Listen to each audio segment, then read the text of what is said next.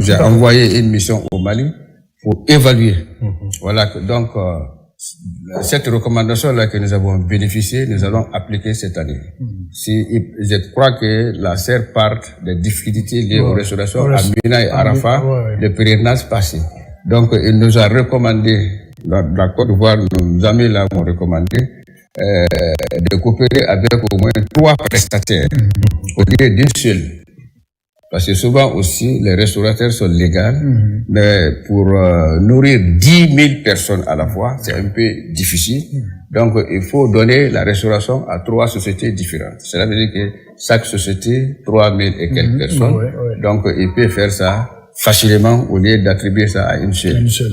Parce que souvent, le système de circulation routière en Arabie Saoudite, ça peut causer des problèmes à des restaurateurs, parce que toutes les restaurations ne se font pas à Mina, à l'interne, mais c'est à l'extérieur. Donc c'est pourquoi j'ai dit cette année aux missionnaires, votre rôle est d'aller évaluer la capacité logistique, l'expérience de chaque société légalisée pour faire la restauration en Arabie Saoudite. Donc ils vont nous envoyer, ici le cabinet ensemble va évaluer, donc nous sommes en train de penser à corriger cela. Et certaines parties dépendaient du prix. Voilà, dépendaient du prix. Parce que si vous regardez, j'ai accusé un restaurateur et m'a dit carrément que c'est que la seule part de ça, c'est que les Ivoiriens payent, c'est 100 rials. 100 rials, donc la Guinée, le pèlerin guinéen payait 60. Cela veut dire que 60 contre 100. Donc les repas ne seront pas la même chose. Voilà, vous voyez. C'est pourquoi nous avons demandé à l'autorité compétente cette année d'accepter pour que les prix de restauration soient au moins 80 au moins. On va graduellement pour ne pas aussi imposer un prix abusif à la Guinée.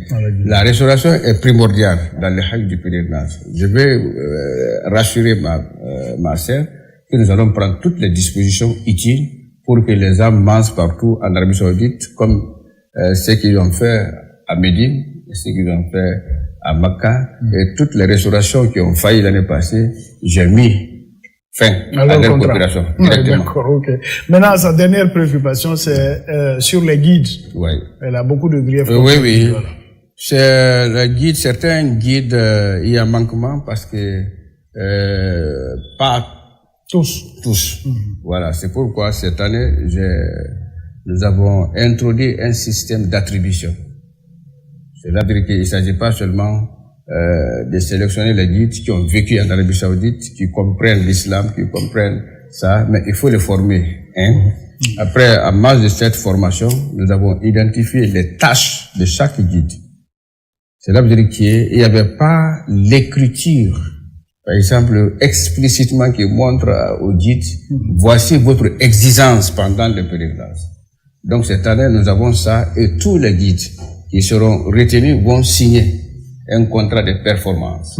Voilà, qui sera l'objet de sanctions. Non seulement confiscation. Sanctions positives ou négatives. Voilà, c'est ça. Ça peut être négatif. Parce que c'est pourquoi notre modalité de paiement, j'ai donné l'instruction de ne plus payer l'intégrale. Systématiquement, Voilà, systématiquement. Nous allons payer par 3 tranches. Ça, c'est un. Et deuxièmement, nous allons élaborer un comité de contrôle. Donc, les guides, actuellement, seront sous la formation dans 10 jours maintenant. Voilà. Monsieur le ministre, au-delà de l'Arabie Saoudite et du Maroc, est-ce que vous entretenez des partenariats avec certains pays islamiques? Oui, avec tous les pays. Je peux dire comme ça, avec même les pays plus avancés, reculés de la Guinée, comme la Malaisie, comme l'Indonésie. L'Égypte. Et voilà, l'Égypte, effectivement. Nous avons une grande relation avec l'Égypte. Même, on vient d'envoyer 200 personnes en Égypte pour la formation académique. Et l'Égypte nous invite à toutes les rencontres de haut niveau, présidées par le président de la République. Il n'y a pas une rencontre scientifique, une rencontre religieuse qui se passe sans que le secrétariat a ses lettres d'invitation systématique. Donc, la relation est très, très positive et très ancienne. Monsieur le ministre, nous arrivons au terme de cet entretien. Peut-être une dernière préoccupation, mais un peu de mots avant de donner peut-être vos projets, peut-être 4 ou 5 idées pour 2025, puisque le budget initial est sorti. Vous avez déjà votre enveloppe. Qu'est-ce que vous allez faire? Au moins 2 ou 3 actions phares que vous souhaitez réaliser en 2025. Comme ça, on dit 2025 est fini. Et là, avec son staff pour dire, on a pu réaliser ça. Voilà. Donc, il y a ça. Et puis, la toute première question que je voulais poser, dernière, c'était sur l'ambassade de l'Arabie Saoudite. On a des relations séculaires historiques avec l'Arabie Saoudite. L'ambassade a commencé. Tous les Guinéens ont applaudi. On était aux anges. Et puis après, les chantiers s'est arrêté. Comment c'est quoi? Le chantier de l'ambassade de l'Arabie Saoudite s'est arrêté. Ah, c'était arrêté. Oui. Ok. Donc, je voudrais échanger avec l'ambassadeur en question pour avoir vraiment une bonne réponse et aussi essayer de faire en sorte que son rôle et le temps qu'il va faire ici soit très fructueux pour la Guinée. D'accord. Et avantageux. Merci. Voilà, maintenant, vous avez 3 grandes idées ou 4. C'est votre choix. Si vous voulez. Premièrement, concernant les guides, je vais venir sur ça. Je demande l'augmentation et vraiment des subventions accordées dans le cadre de pèlerinage en matière d'encadrement. Si vous voyez qu'il y a difficulté souvent aux guides, ce sont des humains.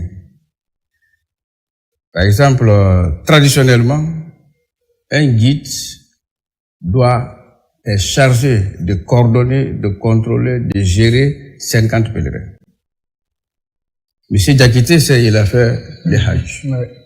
Lorsque quelqu'un est sous la pression du soleil d'Arabie Saoudite, 12 heures pour gérer 50 pèlerins, c'est très difficile. Vous regardez seulement ce qu'on appelle Tawaf. En faisant Tawaf, c'est pas seulement la Guinée. Vous trouverez au moins 100 000 personnes est en train d'effectuer le même rôle. Lorsqu'un pèlerin tombe malade et les guides s'occupent de ça, cela veut dire que les 49 sont seuls. Donc il faut préserver les vies. C'est pourquoi lorsque nous avons échangé avec certains pays limitrophes comme Sénégal, ils nous ont dit carrément que quand 50 ou 44 est plus grand, aucune personne ne peut gérer ça en Arabie Saoudite. C'est pourquoi nous avons demandé à l'autorité de nous accorder, comme les autres pays, au moins 22.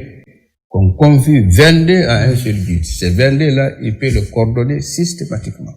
Si vous regardez Mina et Arafat, il n'y a pas l'arbre, le soleil 52 degrés, un seul guide pour coordonner, pour aider, pour apporter toute l'assistance à 50 personnes, surtout les Guinéennes. Ils sont un peu difficiles aussi à gérer. Donc, c'est pas facile. Donc, il y a beaucoup de causes sur ça, mais nous sommes en train de corriger cela. Et je demande ça respectueusement à l'autorité compétente de nous accorder 22 par guide. Voilà, ça c'est notre perspective. Nous voudrions demander à l'autorité de nous aider à avoir une maison de Hajj.